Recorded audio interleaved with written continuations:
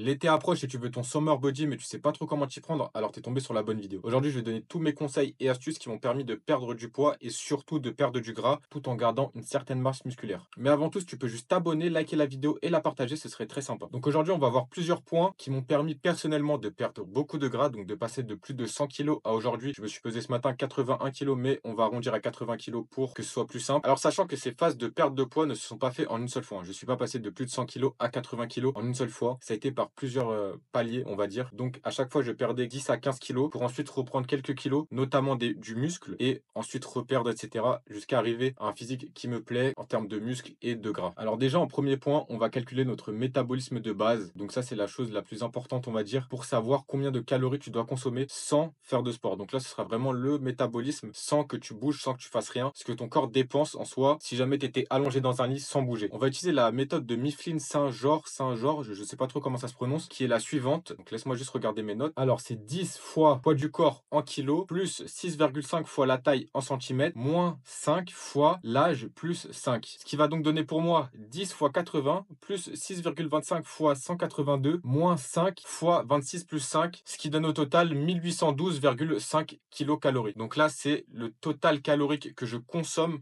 sans bouger, sans rien faire. Donc là, ce que mon corps va consommer vraiment à un état stable de repos. Alors, on va parler vite fait du NEAT, mais on va pas l'inclure. Le NEAT, c'est quoi? C'est toutes les activités physiques que tu vas faire sans t'en rendre compte. Donc la marche, monter des escaliers, porter des choses lourdes, etc. au travail, par exemple. Donc ça, c'est des choses qui vraiment peuvent t'aider à perdre du poids, mais il faut pas compter que sur ça. Donc là, des petites astuces que j'ai à donner, par exemple, moi, quand j'allais au travail, au lieu de prendre le bus pour aller de la gare jusqu'à mon travail, ce que je faisais, c'est que je marchais. Donc c'était 2 et quelques kilomètres tous les matins. Puis, au lieu de prendre, par exemple, l'ascenseur, tu peux prendre les escaliers, aller marcher lors de tes temps de pause. Bref, il y a vraiment plein de choses que tu peux faire pour augmenter ta dépense calorique sans t'en rendre compte. Alors, je dis que je vais pas l'inclure dans le calcul parce que c'est vraiment une chose très dure à calculer et c'est vraiment bon à chacun. Mais en soi, des petites choses faites au quotidien peuvent s'accumuler et faire consommer, par exemple, je sais pas, 400, 500 calories vraiment dans les cas extrêmes. Tu peux vraiment brûler des calories sans forcément t'en rendre compte. Ensuite, après avoir calculé notre métabolisme de base, on va calculer notre TDEE pour Total Daily Energy Expenditure. Donc, en gros, c'est le nombre total de calories que tu dépenses avec ton métabolisme de base plus ton niveau d'activité physique. C'est un calcul où on va multiplier, donc il y a vraiment plusieurs facteurs. Le premier facteur, sédentaire fois 1,2. Là, c'est pour les personnes qui font pas ou très peu de sport. En deuxième, légèrement actif, 1 à 3 jours de sport dans la semaine fois 1,375. Modérément actif, 3 à 5 jours fois 1,55. Très actif, ce qui est mon cas, 6 à 7 jours fois 1,725. Et ensuite, extrêmement actif fois 1,9. Du coup, le calcul il est assez simple. On va reprendre le total calorique qu'on a calculé avant, le métabolisme de base, qui était de 1812,5 pour mon cas. Et on va faire fois 1,725, ce qui donne 3128 calories. Donc ça, c'est le nombre total de calories théoriques que je dépense tous les jours en faisant une activité physique. Alors à quoi ça sert d'avoir ce chiffre? Eh bien, c'est pour te permettre de calculer le nombre de calories dont tu auras besoin pour être en déficit calorique, ce qui va te permettre de perdre du gras. La clé principale pour perdre du gras, ça va être la nutrition et notamment le déficit calorique. Si tu n'es pas en déficit calorique, tu ne peux pas perdre de poids, c'est impossible. C'est un fait, c'est scientifique en fait. On peut rien y faire. Donc 3128 kilocalories pour ma part, on va arrondir ça à 3100. Ce sera plus simple pour les calculs. Dans un premier temps, si jamais c'est vraiment ta première perte de gras, descends les calories à 200 voire 300 maximum pour les 4 à 6 premières semaines. Ce qui fait que si jamais tu es dans un total calorique comme moi, à 3100 avec l'activité physique, tu vas descendre aux alentours de 2800 à 2900, vraiment le minimum, pour te permettre d'avoir une perte de poids linéaire. Et du coup, de ce calcul, on va parler des macronutriments et de combien de pourcentage du total calorique doivent correspondre chaque macronutriment. Donc si tu sais pas ce que c'est les macronutriments, c'est les protéines, les glucides et les lipides. Donc, c'est les 3 familles de macronutriments principales dont on va parler. Alors, dans un premier temps, le plus important, c'est les protéines. Sans protéines, tu ne fonctionnes pas. Si jamais tu veux garder une bonne masse musculaire, il faut consommer des protéines. Donc, on va dire 30 à 35%, voire même 40% de ton total calorique devra venir des protéines. Ensuite, les lipides, c'est pour les hormones, donc tout ce qui va être testostérone, etc. Pour bien sécréter, on va dire 20 à 30% maximum du total calorique devra venir de lipides. Puis les glucides vont constituer 40 à 50% de ton total calorique. Donc là, imaginons que je fasse perte de gras vraiment poussée, où je suis à 2600 calories pour perdre du gras très rapidement, sachant que là, je ne conseille pas de le faire, surtout si vous êtes un débutant. C'est pour vraiment les personnes avancées. Ça nous fait un total. On va prendre comme base 35% de protéines, 20% de lipides et 45% de glucides. Donc ça nous fait 227 grammes de protéines par jour avec 58 grammes de lipides et 292 grammes de glucides. Ce qui nous donne 910 calories pour les protéines, 520 calories pour les glucides et environ 1200 calories pour les glucides. Sachant que, il me semble que je ne l'ai pas précisé, mais pour les protéines, on recommande entre 1,5 et maximum 2,5 grammes par poids de corps pour les protéines.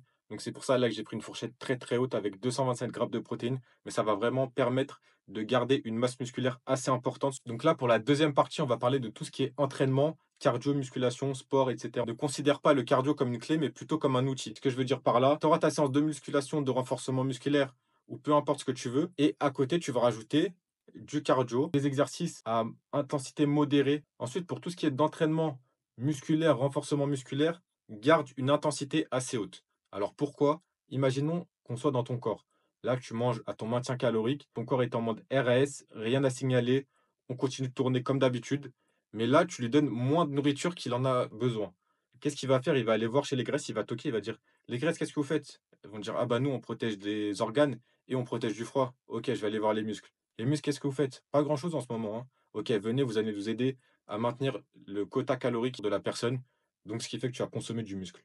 Mais maintenant, imaginons que tu gardes une intensité assez haute sur tes exercices de musculation et de renforcement musculaire. Ton corps, il va continuer de toquer chez les graisses. Ils vont dire non, mais nous, on protège tout ce qui est organes et on protège du froid.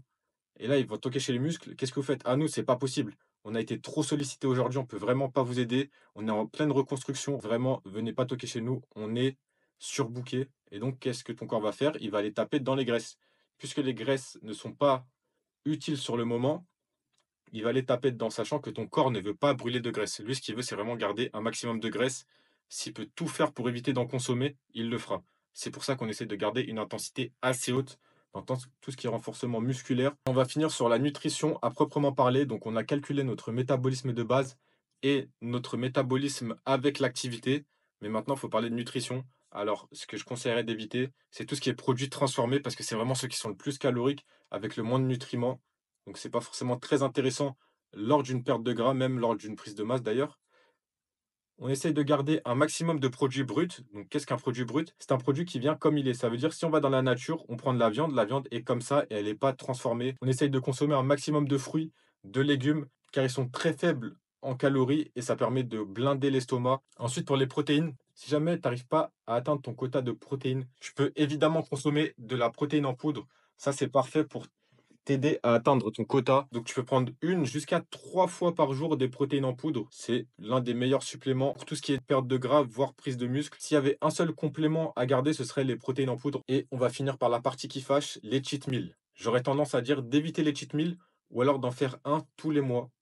Parce que généralement, les personnes qui font des cheat meals de manière hebdomadaire ont tendance à sous-coter l'apport calorique des cheat meals. Ce qui fait qu'au final, tous les efforts qu'on a fait sur la semaine vont être, d'une manière annulés par ce cheat meal, car on aura consommé genre 2 000-3 000 calories peut-être sur un seul repas, ce qui est énorme. Donc j'aurais tendance à dire de faire ça soit une fois par mois, soit voire de ne pas en faire du tout sur toute la période de sèche qui va durer généralement 6 à 8 semaines maximum. Et pourquoi 6 à 8 semaines? Parce que justement après votre métabolisme va baisser, votre corps va consommer de moins en moins de calories, car il sera en mode survie et donc il va garder la graisse. C'est à ce moment-là qu'il faudra relancer le métabolisme pendant peut-être 1 à 4 semaines maximum, si jamais vous voulez repartir après pour refaire 6 à 8 semaines, et cetera et continuer le cycle et ainsi perdre un maximum de gras tout en gardant un maximum de muscles. J'espère avoir été assez clair dans cette vidéo. Si jamais ça t'a aidé, comme j'ai dit en début, n'hésite pas à t'abonner, à liker, à partager la vidéo. Si tu as des questions, les commentaires sont faits pour ça. Et si tout est bon pour toi, ben on se dit à la prochaine.